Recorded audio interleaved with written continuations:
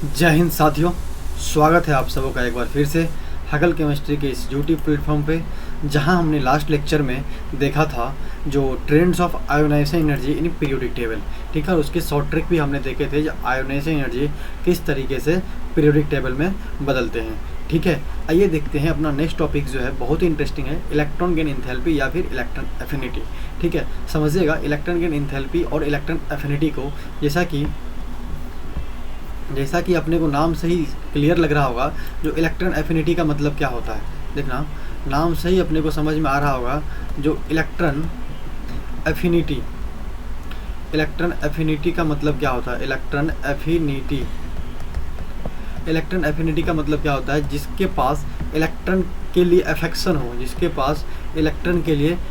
हो, मतलब इलेक्ट्रॉन से क्या हो, लगाव हो, या फिर इलेक्ट्रॉन की क्या हो, चाहत हो, या फिर हम बोल सकते हैं इसको इलेक्ट्रॉन से इसको क्या हो, प्यार हो। वह सारे स्पेसीज जिसको इलेक्ट्रॉन से प्यार हो, उसकी इलेक्ट्रॉन एफिनिटी क्या हो जाएगा, ज़्यादा हो जाएगा। ठीक है, तो आप देख रहे होंगे, सोच रहे होंगे भाई साहब नियोन जो है, नियोन क्या नोबल गैस, या फिर हम कोई भी नोबल गैस की बात कर लें, इसको तो इलेक्ट्रॉन के लिए कोई एफिनिटी ही नहीं होता है, इसको तो इलेक्ट्रॉन चाहिए ही नहीं होता है, क्योंकि ये स्टेबल होता है, इनर्ट गैस होते हैं। ठीक है ना, इसके लिए नोबल गैस का जो है इलेक्ट्रॉन एफिनिटी कितना हो जाएगा, 0 हो जाएगा। मतलब कि नोबल गैस का जो है इलेक्ट्रॉन एफिनिटी सबसे कम हो जाएगा। ठीक है, देखिए इलेक्ट्रॉन, देखिए बहुत सारे लोग कंफ्यूज करते हैं जो इलेक्ट्रॉन गेन एंथैल्पी और इलेक्ट्रॉन एफिनिटी क्या होता है। देखिएगा, इलेक्ट्रॉन गेन एंथैल्पी का एक रिलेशन होता है इलेक्ट्रॉन एफिनिटी के साथ में, जहाँ पे ये बताया जाता है जो इलेक्ट्रॉन गेन एंथैल्पी क्या होता है, इक्वल्स टू माइनस का ई ए माइनस 5/2 RT, जहाँ पे क्या होता है इसका जो है सो वैल्यू -5/2 RT का जो वैल्यू है सो नेग्लिजिबल हो जाता है। क्या हो जाता है, नेग्लिजिबल हो जाता है। इसीलिए क्या होता है, इसको हम 0 मान लेते हैं, तो इलेक्ट्रॉन गेन एंथैल्पी जो आ जाता है, सो यहाँ से हम डायरेक्ट अगर बोल सकते हैं, जो इलेक्ट्रॉन गेन एंथैल्पी जो आ जाता है, देखिए हम यहाँ से डायरेक्ट बोल सकते हैं जो इलेक्ट्रॉन गेन एंथैल्पी जो आ जाता है, सो इक्वल्स टू माइनस का इलेक्ट्रॉन एफिनिटी। ठीक है, समझ के बाद बाकी कोई भी चेंज नहीं होगा, ऑर्डर दोनों का सेम ही रहेगा, सारा फैक्टर जो एक दूसरे को अफेक्ट करेंगे सब कुछ सेम ही रहेगा। ठीक है, तो हम किसी भी एक चीज़ को लेकर आगे बढ़ते, चाहे इलेक्ट्रॉन गेन एंथैल्पी बोलते हैं, चाहे आप इलेक्ट्रॉन एफिनिटी बोलते हैं। देखिए इलेक्ट्रॉन एफिनिटी क्या होता है। इलेक्ट्रॉन एफिनिटी का डेफिनेशन ये होता है बाबू, जो the amount of energy released और absorbed when an electron is added to isolated gaseous atom. जब भी किसी आइसोलेटेड गैसियस एटम के अंदर जब हम इलेक्ट्रॉन को ऐड करते हैं, तो उस टाइम पे या तो एनर्जी रिलीज भी हो सकती है और एनर्जी एब्जॉर्ब भी हो सकती है। उसी को जो एनर्जी रिलीज या फिर एब्जॉर्ब होगी, उसी के जो अमाउंट होंगे, उसी को क्या बोल देंगे, इलेक्ट्रॉन गेन एंथैल्पी। और जिसका ज़्यादा इलेक्ट्रॉन गेन एंथैल्पी मतलब एनर्जी ज़्यादा रिलीज होगा, तो इसका मतलब है उसका इलेक्ट्रॉन एफिनिटी पावर। जब when attraction occurring then energy released, जब एनर्जी रिलीज होगा तो क्या हो जाएगा, डेल्टा एच क्या हो जाएगा। डेल्टा एच कहने का मतलब है इलेक्ट्रॉन गेन एंथैल्पी, या फिर एंथैल्पी भी आप बोल सकते हो, नेगेटिव हो जाएगा। जिस केस में क्या हो जाएगा, जिस केस में इलेक्ट्रॉन गेन एंथैल्पी नेगेटिव होगा या फिर डेल्टा एच नेगेटिव होगा, तो वह अपने आप में एक्सोथर्मिक रिएक्शन हो जाएगा। और जब रिपल्सन होगा तब क्या करेगा, एनर्जी को अपने को देना पड़ेगा। जब एनर्जी को देना पड़ेगा तो डेल्टा एच पॉजिटिव होगा, एंडोथर्मिक रिएक्शन हो जाएगा। ठीक है, देखिए अब देखिए सक्सेसिव इलेक्ट्रॉन गेन एंथैल्पी कहने का मतलब क्या होता है। कोई भी एटम है अपने पास गैसियस स्टेट में। ठीक है, कोई भी एटम ए है गैसियस स्टेट में, उसमें हम +1 इलेक्ट्रॉन ऐड करते हैं, तो क्या हो जाएगा, एक की जितना इलेक्ट्रॉन ऐड करेंगे उतना ही माइनस हो जाएगा, क्या बन जाएगा, A- बन जाएगा। ठीक है, अब देखिए इसके लिए जो है डेल्टा एच पॉजिटिव भी हो सकता है और नेगेटिव भी हो सकता है। क्यों, क्योंकि मान लीजिए यह कोई नोबल गैस हो, ए एटम जो है कोई मान लीजिए नोबल गैस हो, तो नोबल गैस क्या करना चाहेगा, इलेक्ट्रॉन लेना चाहेगा, कभी नहीं वो इलेक्ट्रॉन लेना चाहेगा। उसके लिए क्या करना पड़ेगा, अगर उसको इलेक्ट्रॉन देना है अपने क्या करना पड़ेगा, एनर्जी देना पड़ेगा, एनर्जी हीट देना पड़ेगा। इसका मतलब क्या है, उसके लिए डेल्टा एच क्या हो जाएगा, पॉजिटिव। और कोई स्पेसीज अगर फ्लोरीन टाइप है, जिसको कि एक इलेक्ट्रॉन लेने से उसकी स्टेबिलिटी हो जाएगी, तो उस केस में क्या हो जाएगा, डेल्टा एच वह निगेटिव हो जाएगा। ठीक है, तो इस केस में हम मान लेते हैं, इस केस के लिए इलेक्ट्रॉन गेन एंथैल्पी 1 है और इलेक्ट्रॉन एफिनिटी इसके लिए EA 1 है। ठीक है, अब देखिए अपने पास A माइनस बन गया। A माइनस जो गैसीय स्टेट में उसमें प्लस एक इलेक्ट्रॉन और ऐड करते हैं तो क्या बन गया A माइनस 2।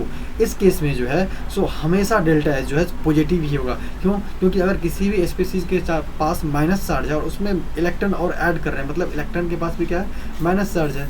जब भी आप इलेक्ट्रॉन ऐड करेंगे और नेगेटिव चार्ज के साथ अगर किसी भी स्पीसीज के पास अगर नेगेटिव चार्ज है उसमें और आप एक नेगेटिव चार्ज ऐड कर रहे तो वहाँ क्या होगा, रिपल्सन होगा। और रिपल्सन होने के साथ ही क्या हो जाएगा, यह इलेक्ट्रॉन नहीं लेना चाहेगा। अगर आपको इलेक्ट्रॉन देना है तो उसके लिए आपको एनर्जी देना पड़ेगा, मतलब कि इस टाइप के रिएक्शन को एंडोथर्मिक बोल सकते हैं। इस केस में डेल्टा H क्या हो जाएगा, पॉजिटिव हो जाएगा। और इसके लिए हम मान लेते हैं electron gain enthalpy delta H Eg2 है और इलेक्ट्रॉन एफिनिटी Ea2 है। ठीक है, देखिए ये चीज़ इंपॉर्टेंट है, ये चीज़ आपसे पूछा जा सकता है। देखिए electron gain enthalpy 1 plus electron gain enthalpy 2 is हमेशा क्या होगा, ग्रेटर देन 0 होगा।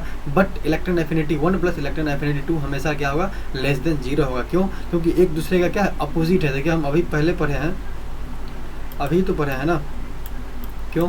क्योंकि डेल्टा इलेक्ट्रॉन गैन एंथैल्पी क्या होता है, एक दूसरे का अपोजिट होता है। Electron gain enthalpy equal to minus का ये होता है। तो इलेक्ट्रॉन गैन एंथैल्पी अगर ग्रेटर देन 0 है तो इलेक्ट्रॉन एफिनिटी क्या हो जाएगा, लेस देन 0 हो जाएगा। अगर इलेक्ट्रॉन एफिनिटी लेस देन 0 है तो इलेक्ट्रॉन गैन एंथैल्पी क्या हो जाएगा, ग्रेटर देन 0 हो जाएगा। आइए बढ़ते हैं आगे। देखिए ये एक एग्जांपल, ऑक्सीजन में अगर हम +1 इलेक्ट्रॉन ऐड करते हैं तो उसके लिए जो है एनर्जी क्या करता है, ये रिलीज करता है। कितना एनर्जी रिलीज करता है, माइनस का 168.7 किलो जूल पर मोल। अब O माइनस बन गया। ठीक है, अब इसके अंदर एक और इलेक्ट्रॉन ऐड कर देते, अब क्या है, माइनस माइनस चार्ज क्या होगा, रिपेल करेगा। इसके लिए हमको एनर्जी देना पड़ेगा। देखिए यहाँ एनर्जी क्या कर रहा था, रिलीज कर रहा था, इसलिए क्या होता है, माइनस के साथ हम एनर्जी को लिख रहे थे। यहाँ अपने को एनर्जी देना पड़ेगा, कितना एनर्जी देना पड़ेगा, 912.8 किलो जूल पर मोल देना पड़ेगा। तब क्या बनेगा, O-2। अब देखिए ये हो गया डेल्टा H Eg1 और डेल्टा H Eg2 हो गया। अब दोनों को ऐड कर दीजिए, हमेशा क्या हो जाएगा, पॉजिटिव वैल्यू ही आ जाएगा। ठीक है, अब देखिए factor affecting electron gain enthalpy, वो ऐसा कौन सा फैक्टर है जो इलेक्ट्रॉन गैन एंथैल्पी को या फिर इलेक्ट्रॉन एफिनिटी को अफेक्ट करता है। देखिए electron gain enthalpy is inversely proportional to size. ठीक है, electron gain enthalpy inversely proportional to size, जिसका साइज ज़्यादा होगा उसका इलेक्ट्रॉन गैन एंथैल्पी कम होगा। देखिए electron gain enthalpy inversely proportional to sigma, sigma भी क्या है, इनडायरेक्टली साइज को ही बताता है। ठीक है, क्योंकि जब हम इफेक्टिव न्यूक्लियर चार्ज और शिल्डिंग कांस्टेंट या स्क्रीनिंग इफेक्ट पर रहते तब हमने देखा था सिग्मा और साइज क्या है, डायरेक्टली एक दूसरे के प्रोपोर्शनल होते हैं। Electron gain enthalpy third point है, directly proportional to effective nuclear charge, जिसके ऊपर जितना ज़्यादा प्लस चार्ज होगा, जिसके ऊपर जितना ज़्यादा प्लस चार्ज होगा, इफेक्टिव न्यूक्लियर चार्ज क्या कहता है, वही जो directly proportional to positive oxidation state, जिसके ऊपर जितना ज़्यादा प्लस चार्ज होगा उसका उतना ही इफेक्टिव न्यूक्लियर चार्ज ज़्यादा होगा, और जितना इफेक्टिव न्यूक्लियर चार्ज ज़्यादा होगा उतना ही इलेक्ट्रॉन गैन एंथैल्पी ज़्यादा होगा। ठीक है, देखिए हमने आयोनाइजेशन एनर्जी में देखा था, जो आयोनाइजेशन एनर्जी सबसे ज़्यादा होता है लो फील्ड और हाफ फील्ड एटॉमिक ऑर्बिटल का, लेकिन इलेक्ट्रॉन गैन एंथैल्पी क्या हो जाएगा, कम हो जाएगा, उसका उल्टा हो जाएगा। Electron gain enthalpy is low for half filled and fully filled atomic orbital. ये 4 फैक्टर हैं जिसको आपको याद रखने हैं। ठीक है, देखिए इस 4 बेसिस पे हम कुछ एग्जांपल करते हैं। देखिए जैसे ट्रेंड्स ऑफ इलेक्ट्रॉन एफिनिटी और इलेक्ट्रॉन गैन एंथैल्पी। ठीक है, अलोंग द पीरियड, सबसे पहले सेकंड पीरियड की बात करते हैं। देखो नियोन का सबसे कम हो जाएगा, नियोन का सब, क्योंकि नोबेल गैस है तो इसको इलेक्ट्रॉन लेने की टेंडेंसी सबसे कम हो जाएगा। और सबसे ज़्यादा टेंडेंसी किसका रहेगा, फ्लोरीन का रहेगा, क्योंकि इसको ऑक्टेट पूरा करने के लिए 1 इलेक्ट्रॉन कम है। तो इसको जो है सो अगर 1 इलेक्ट्रॉन मिल जाता है तो ये पागल हुआ रहता है, जो इसको किसी भी तरह इलेक्ट्रॉन मिल जाए, जैसे ये इलेक्ट्रॉन ले लेता है तो यह स्टेबल हो जाता है। इसीलिए फ्लोरीन का इलेक्ट्रॉन एफिनिटी या फिर इलेक्ट्रॉन गैन एंथैल्पी सबसे ज़्यादा होता है और नियोन का सबसे कम होता है। अब बाकी बीच का ऑर्डर किस तरह लिखेंगे, बीच का ऑर्डर जो होगा तो देखिए इससे पहले ये समझिए पेनिट्रेशन पावर क्या होता है। पेनिट्रेशन पावर जो है सबसे ज़्यादा होता है S ऑर्बिटल का, फिर P का, फिर D का और फिर F का। ठीक है, देखिए अगर इसको एक्सप्लेन करना है तो सबसे पहले आप कन्फिग्रेशन लिखेंगे। देखो नियोन का तो सबसे कम होगा, इतना बात आपको समझ में आ गई होगी। ठीक है, देखिए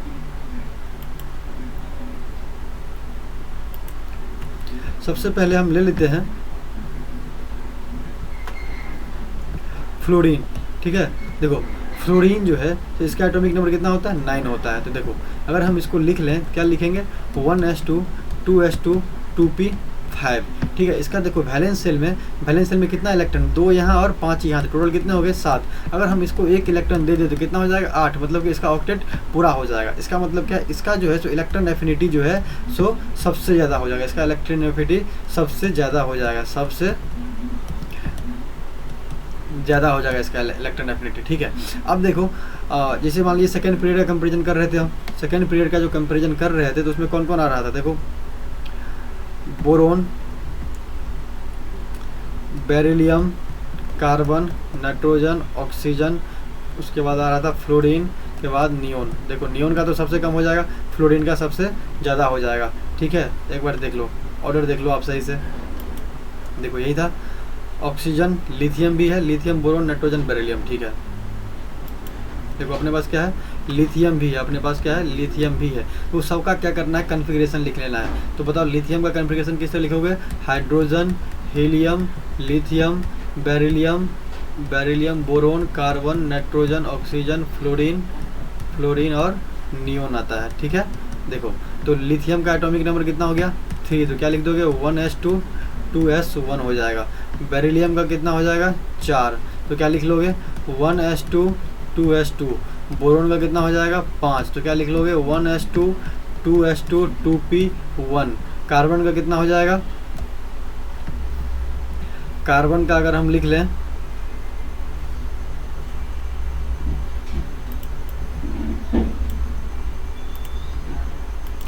अगर हम कार्बन का लिख ले, कार्बन का एटॉमिक नंबर कितना होता है, 6, तो क्या हो जाएगा, 1s2 2s2 2p4। ठीक है, और नाइट्रोजन का कितना हो जाएगा, 7, तो क्या हो जाएगा, 1s2 2s2 2p5। ऑक्सीजन का कितना हो जाएगा, 8, तो क्या लिख लेंगे, 1s2 2s2 2p5 2 7, नहीं यहाँ कितना हो जाएगा, 2 2 4, यहाँ 3 ना होगा, यहाँ 3 हो जाएगा, और यहाँ पे कितना हो जाएगा, 2 हो जाएगा, यहाँ पे 2 हो जाएगा। ठीक है, यहाँ 2 3 और यहाँ पे 4 हो जाएगा। ठीक है, और फ्लोरीन का देख चुके हैं, नियोन का देख चुके हैं। अब देखिए, अब आप एक चीज़ कंपेरिजन कीजिए, अब देखिए एक चीज़ कंपेरिजन कीजिए आप। हमने अभी आपको बोला है जो सबसे कम किसका हो जाएगा, नियोन का हो जाएगा। क्यों, क्योंकि इसका जो है सो वैलेंस शेल में 8 इलेक्ट्रॉन पूरा है, तो ये सबसे ज़्यादा स्टेबल हो जाएगा। देखिए इसके बाद जो है सो किसका हो जाएगा, देखो हमने बोला था जो सबसे कम हो जाएगा नियोन का, उसके बाद जिसके पास हाफ फील्ड हो या फिर फुल फील्ड हो। देखो बेरिलियम के पास, यहाँ देखो बेरिलियम के पास, यहाँ देखो बेरिलियम के पास जो है सो कितना है, फुल फील्ड है। इसके बाद कौन आ जाएगा, बेरिलियम आ जाएगा। बेरिलियम के बाद देखो कौन आ जाएगा, सबसे पहले कौन था, hydrogen, helium, lithium, beryllium, boron, carbon, nitrogen, oxygen, fluorine, neon. Neon का तो सबसे कम हो जाएगा। ठीक है, फ्लोरीन का भी सबसे ज़्यादा हो जाएगा। फ्लोरीन का क्या हो जाएगा, सबसे ज़्यादा हो जाएगा। तो जिसका फुल फील्ड है नियोन के बाद उसका हो जाएगा। देखो नियोन के बाद बेरिलियम, उसके बाद क्या है, नाइट्रोजन है। देखो बेरिलियम के बाद क्या, नाइट्रोजन है। नाइट्रोजन के पास देखो यहाँ पे कितना 2p3 है। नाइट्रोजन का क्या है, यहाँ देखो नाइट्रोजन का क्या है, 2p3 है। इसके बाद किसका वैल्यू हो जाएगा, क्योंकि ये क्या है, हाफ फील्ड है, p ऑर्बिटल क्या है, हाफ फील्ड है, तो यहाँ कौन हो जाएगा, नाइट्रोजन हो जाएगा। नाइट्रोजन के बाद देखो बोरोन का क्या है, देखो यहाँ पे कौन आ रहा है, नाइट्रोजन के बाद कौन आ रहा है, बोरोन। तो नाइट्रोजन के बाद कौन आ जाएगा, बोरोन। क्यों आ जाएगा बोरोन में, देखना इसका भी रीज़न बहुत ही इंपॉर्टेंट है। बोरोन का देखो, बोरोन का क्या है, पी में इलेक्ट्रॉन आ रहा है। बोरोन में किस में आ रहा है, पी, क्योंकि इसका जो है सो पेनिट्रेशन पावर कम होता है, तो इसीलिए बोरोन का आ जाएगा। बोरोन के बाद कौन आ जाएगा, बोरोन के बाद आ जाएगा लिथियम। बोरोन के बाद कौन आ जाएगा, लिथियम, क्योंकि s ऑर्बिटल है, और s ऑर्बिटल का या फिर s सबसेल का जो है सो पेनिट्रेशन पावर ज़्यादा होता है। तो लिथियम के बाद कौन बच गया, लिथियम के बाद कौन बच गया अपने पास, लिथियम के बाद बच गया कार्बन, ऑक्सीजन और फ्लोरीन। तो ठीक है, देखो इसके बाद लिख लेंगे कार्बन, ऑक्सीजन और फ्लोरीन। फ्लोरीन का तो सबसे ज़्यादा होता है, उसके बाद ऑक्सीजन का, उसके बाद कार्बन का। तो मेन जो दिक्कत था कहाँ पे था, मेन दिक्कत अपने को समझ में आना चाहिए था कहाँ पर, जो सारे बच्चे कन्फ्यूजन करते बोरोन के पास और लिथियम के पास। क्यों, देखो बोरोन में जो है इलेक्ट्रॉन p में आ रहा है, और लिथियम में जो इलेक्ट्रॉन है वैलेंस शेल में s में आ रहा है। पेनिट्रेशन पावर किसका ज़्यादा है, s का ज़्यादा है, इसलिए इलेक्ट्रॉन एफिनिटी किसका ज़्यादा हो जाएगा, s का ज़्यादा हो जाएगा। ठीक है, तो इस तरह से आप कर लेंगे। ठीक है, ये ऑर्डर हो गया। ये इंपॉर्टेंट है, ये इंपॉर्टेंट नहीं है, बस हमने लिख दिया थर्ड पीरियड का। ये आपसे नहीं पूछा जाएगा, इसको आप याद कर लेंगे या फिर समझ लेंगे। पेनिट्रेशन पावर s सबसेल का ज़्यादा होता है, फिर p का, फिर d का, फिर f का। देखिए जनरल ट्रेंड्स क्या होता है, general trends in group S block down the group क्या होता है, साइज इंक्रीज होता है, सो इलेक्ट्रॉन एफिनिटी डिक्रीज होता है। ठीक है। जैसे ही साइज बढ़ता है तो इलेक्ट्रॉन लेने की क्षमता क्या हो जाती है, कम हो जाती है। क्यों? क्योंकि सेल जो है सो न्यूक्लियस से दूर जाएगा, तो अगर न्यूक्लियस से दूर चली जाएगा तो अट्रैक्शन पावर जो है न्यूक्लियस का जो आउटर मोस्ट इलेक्ट्रॉन है उस पर कम लगेगा, तो इसलिए इलेक्ट्रॉन एफिनिटी क्या हो जाएगा, कम हो जाता है। पी ब्लॉक में क्या होता है, from 13 to 18th group, second period से जब आप थर्ड पीरियड की तरफ जाते हैं, सेकेंड पीरियड से जब आप थर्ड पीरियड की तरफ जाते हैं तो इलेक्ट्रॉन की एंथैल्पी बढ़ जाती है, और जब आप थर्ड पीरियड से सेवन्थ पीरियड तक जाते हैं तो साइज बढ़ता है तो इलेक्ट्रॉन की एंथैल्पी घट जाता है। ये जनरल ट्रेंड्स है, ठीक है। देखिए एक्सप्लेनेशन क्या था, in P block elements electron की एंथैल्पी और second period element lower than third period elements, ये एक्सप्लेनेशन है जो हम बोलें आप वो पढ़ लीजिएगा, ठीक है। Order of electron gain enthalpy of 17th group, देखो सबसे ज़्यादा 17th ग्रुप में इलेक्ट्रॉन गेन एंथैल्पी या फिर इलेक्ट्रॉन एफिनिटी क्लोरीन का होगा, फिर ब्रोमीन का, फिर क्लोरीन का, फिर फ्लोरीन का, फिर ब्रोमीन का, फिर आयोडीन का। फ्लोरीन का क्लोरीन से कम क्यों है, क्योंकि साइज छोटा है, अगर साइज छोटा है तो इलेक्ट्रॉन आएगा तो रिपल्सन होगा, तो रिपल्सन होगा तो अनस्टेबल हो जाएगा, तो इसलिए क्लोरीन का सबसे ज़्यादा है। Order of electron gain enthalpy of 16th group, 16th group में क्या हो जाता है, सबसे ज़्यादा सल्फर का होता है, फिर सेलेनियम का, फिर टी का, फिर पीओ का, पोलोनियम का, फिर ऑक्सीजन का। ऑक्सीजन का सबसे कम हो जाता है, क्यों? क्योंकि साइज छोटा है तो इलेक्ट्रॉन आएगा तो रिपल्सन स्टार्ट हो जाएगा तो अनस्टेबल हो जाएगा, ठीक है। Order of electron gain enthalpy of 15th group, ये ऑर्डर होता है 15th ग्रुप का, जिसमें सबसे ज़्यादा एसबी का, फिर बिस्मथ का, फिर एएस का, फिर फॉस्फोरस का, फिर नाइट्रोजन का। ये दोनों अपने काम का मतलब काम का नहीं है, जो जनरली पूछा नहीं जाता। जनरली क्या पूछा जाता है, जनरली इसी 17th ग्रुप और 16th ग्रुप से क्वेश्चन आपसे पूछा जाएगा, ठीक है। ये आपसे ये दोनों नहीं पूछा जाता है जनरली, ठीक है। लेकिन हालांकि जो है इनका ऑर्डर जो है जो अच्छे जिनके 2-3 मिलियन व्यूज़ हैं यूट्यूब चैनल पे, तो इनका जो है जो बाय मिस्टेक जो है जो गलत ऑर्डर बता दिए हैं, बाय मिस्टेक, जो उनको करेक्ट करने की ज़रूरत है, ठीक है। लास्ट में मैं आपको बता भी दूंगा जो कहाँ किस लिए गलत है, क्योंकि जो रेफरेंस बुक जो हमने लिया है तो उस बुक में दे रखा है जो किसका क्या ऑर्डर होगा। देखो bond dissociation energy of halogen series, bond dissociation जो होता है directly proportional to bond strength होता है। देखो F2 का जो है सो बॉन्ड डिसोसिएशन एनर्जी कम होता है, क्यों कम होता है, क्योंकि साइज छोटा होता है, साइज छोटा होता है इसको बहुत कम एनर्जी देना पड़ जाता है वो इसके F के बीच के बॉन्ड को तोड़ने के लिए। तो सबसे ज़्यादा जो अगर पूछ लेगा बॉन्ड डिसोसिएशन एनर्जी, अगर बॉन्ड स्ट्रेंथ किसका ज़्यादा हो जाएगा तो Cl2 का, फिर Br2 का, फिर F2 का, फिर I2 का, ठीक है। आइए बढ़ते हैं आगे। देखिए first highest electron gain enthalpy इन पीरियोडिक टेबल क्लोरीन का होता है, सबसे ज़्यादा इलेक्ट्रॉन एफिनिटी या फिर इलेक्ट्रॉन गेन एंथैल्पी क्लोरीन का होता है। Second highest electron gain affinity fluorine का होता है। उसके बाद first highest electron gain enthalpy इन पीरियोडिक टेबल नहीं, फर्स्ट नहीं, फर्स्ट के बाद सेकेंड के बाद थर्ड होगा यहाँ पे, बाय मिस्टेक जो है सो मैं इसको सही कर देता हूँ।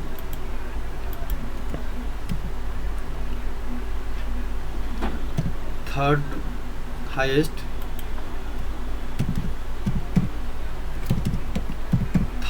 किसका हो जाएगा, सल्फर का हो जाएगा।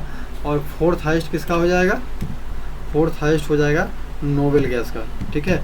ये बात आप याद रख लेंगे, आपसे अगर पूछ लेगा जो बताओ सबसे ज़्यादा electron gain enthalpy electron affinity किसका, क्लोरीन का, उसके बाद फ्लोरीन का, उसके बाद सल्फर का, उसके बाद इनर्ट गैस का, ठीक है। देखो ये इलेक्ट्रॉन एफिनिटी पीरियोडिक टेबल में सबका वैल्यू दे रखा है, सारे एलिमेंट्स में इलेक्ट्रॉन एफिनिटी का वैल्यू दे रखा है, ठीक है। देखो ये हम कुछ बुक का रेफरेंस लिए हुए हैं, ये एटकिंस बुक है, कौन से बुक का है, ये जो बुक का है एटकिंस बुक का है, एटकिंस बुक का हम रेफरेंस लिए हुए हैं, ठीक है, जिसमें कि ये ऑर्डर दे रखा है, ठीक है। एटकिंस बुक का by reference of Atkins book, by reference of Atkins book, by reference of Atkins book. हम इस बुक से रेफरेंस लेके आपको हम पढ़ा रहे हैं, ठीक है, जो कि बहुत ही अच्छे बुक कहे जाते हैं, ठीक है, ठीक है। देखो इसमें कार्बन का जो है सो सबसे ज़्यादा, अगर यहाँ पे हम इलेक्ट्रॉन एफिनिटी का वैल्यू चेक कर लें, देखो कार्बन का सबसे ज़्यादा है, कार्बन का सबसे ज़्यादा इलेक्ट्रॉन यहाँ पे लिख रखा है, कार्बन का इलेक्ट्रॉन एफिनिटी सबसे ज़्यादा है, कार्बन का जो है इलेक्ट्रॉन एफिनिटी सबसे ज़्यादा है। उसके बाद सिलिकॉन का है, उसके बाद जर्मेनियम का है, उसके बाद एसएन का है, उसके बाद लीड का है, ठीक है। चलिए आगे बढ़ते हैं। ये देखिए 15th ग्रुप में जो यहाँ पे जो इलेक्ट्रॉन एफिनिटी का जो वैल्यू दे रखा है, यहाँ देखना ये दे रखा है आपको इलेक्ट्रॉन एफिनिटी का वैल्यू, ठीक है ना। तो ये सबसे ज़्यादा किसका इलेक्ट्रॉन एफिनिटी का वैल्यू एसबी का है, उसके बाद एएस का है, उसके बाद फॉस्फोरस का है, उसके बाद एसबी का सबसे ज़्यादा है, उसके बाद बिस्मथ का है, उसके बाद एएस का है, उसके बाद फॉस्फोरस का है, उसके बाद नाइट्रोजन का है। ये भी कहाँ से लिया गया है, रेफरेंस कहाँ से लिया गया है, एटकिंस बुक से लिया गया है, by help of by help of Atkins book. ठीक है, तो इसको आप देख लीजिएगा, मैंने ऑर्डर पहले बता दिया है।